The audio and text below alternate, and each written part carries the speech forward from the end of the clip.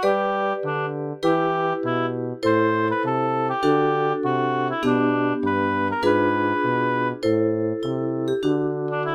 6일) 사순절 제1주 주일을 위한 말씀 나눔을 시작하겠습니다.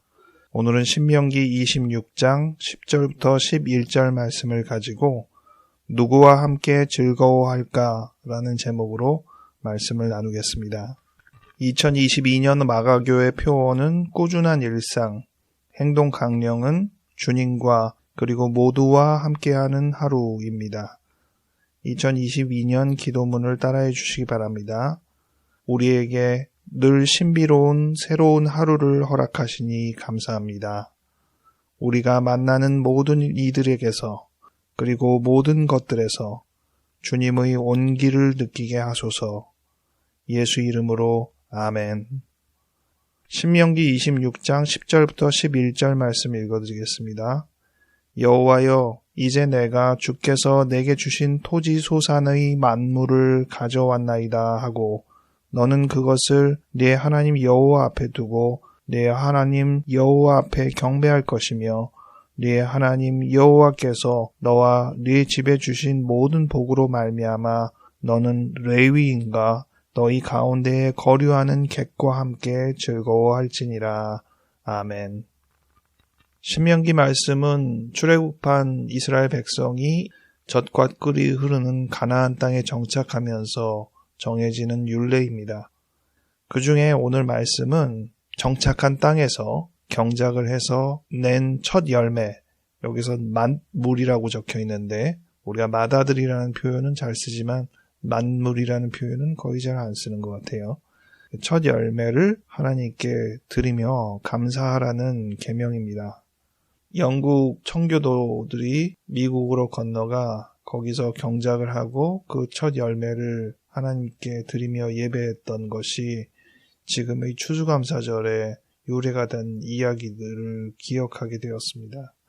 비슷하게 이집트 땅에서 나와서 이제 가나안 땅에 정착하는 이스라엘 백성을 위해서 첫 열매를 기쁨으로 하나님께 드리는 율례를 제정하신 것입니다.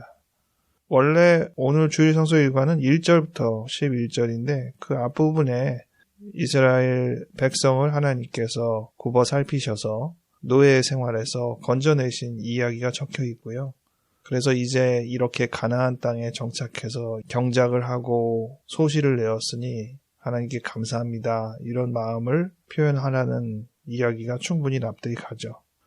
오늘 저는 이 말씀을 읽을 때 11절에 있는 누구와 함께 즐거워하는지에 대한 언급을 유념하게 되었습니다. 여기 보니까 너는 레위인과 너희 가운데 거류하는 객과 함께 즐거워하라 이렇게 되어 있거든요.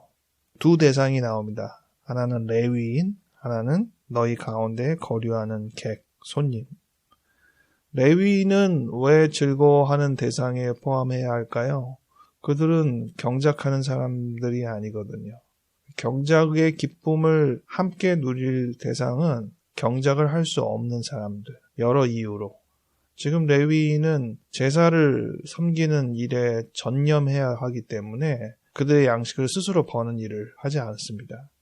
우리식으로 말하면 목회자들이 성도들의 경제적인 도움을 받아서 생활하는 것과 좀 비슷하다고 할 수도 있을 것 같아요.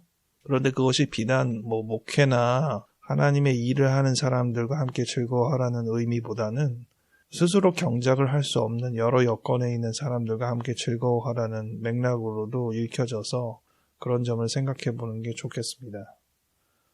또한 대상은 너희 가운데에 거류하는 객이라는 것입니다. 요즘이야 객, 손님 이렇게 표현하면 주로 여행객을 의미하죠. 당시에 거류하는 객이라는 대상이 누구일까? 함께 유랑하게 되는 소수민족이거나 정처 없이 떠다니는 사람이거나 요즘식으로 말하면 난민에 해당되거나 이런 대상들이 이 객이라는 단어에 어울리는 사람일 것입니다. 그들은 어떤 의미에서 같이 정착해서 어느 정도의 소실을 낼 수 있는 대상일 수는 있는데 그 소실의 기쁨을 나누는 감흥이 지금 이스라엘 백성들과는 같을 수가 없는 거죠. 이스라엘 백성은 같은 공동체로서의 조직적인 기쁨을 공유하는 특성이 되잖아요. 그런데 객은 처음부터 기쁨의 영역에 같이 포함되어 있지 않은 사람이 되는 겁니다.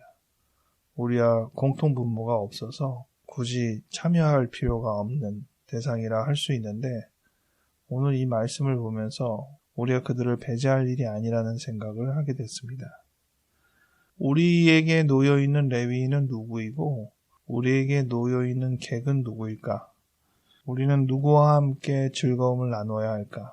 이 즐거움은 대단한 즐거움이잖아요. 정착했다는 것을 느낄 수 있는 즐거움이기도 하고, 이제 열매를 거두었다는 즐거움이기도 하고, 정말 다양한 의미의 즐거움이 그 안에 포함되어 있는데, 이 즐거움에 동참하게 될 대상으로 우리가 누구를 삼을 수 있을까?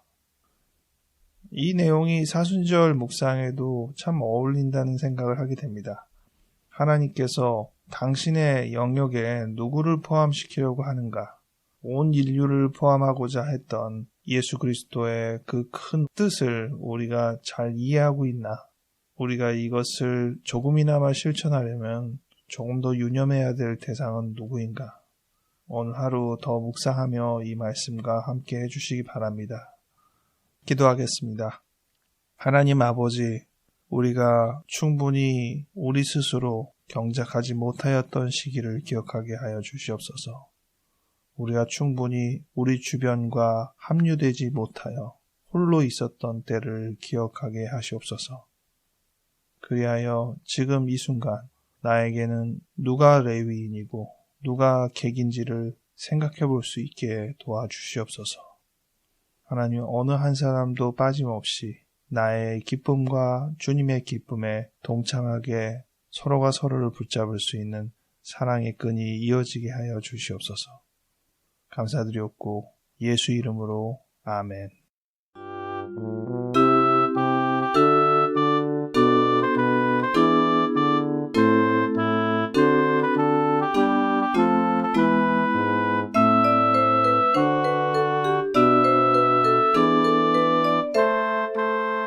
코로나 감염이 되고, 그래서 자가격리를 하고 이제 격리도 끝나고 회복세에 있는 일주일을 보냈는데도 기관지가 잘 회복되지 않은 채로 지금까지 왔는데, 빨리 나아서 조금 더 건강한 몸으로 활동했으면 좋겠다는 마음이 드는데, 여러분들도 이 시기 특히 또 환절기가 되니까 건강 유의하시면서 보내시기 바랍니다. 다음 주에 다시 뵙겠습니다.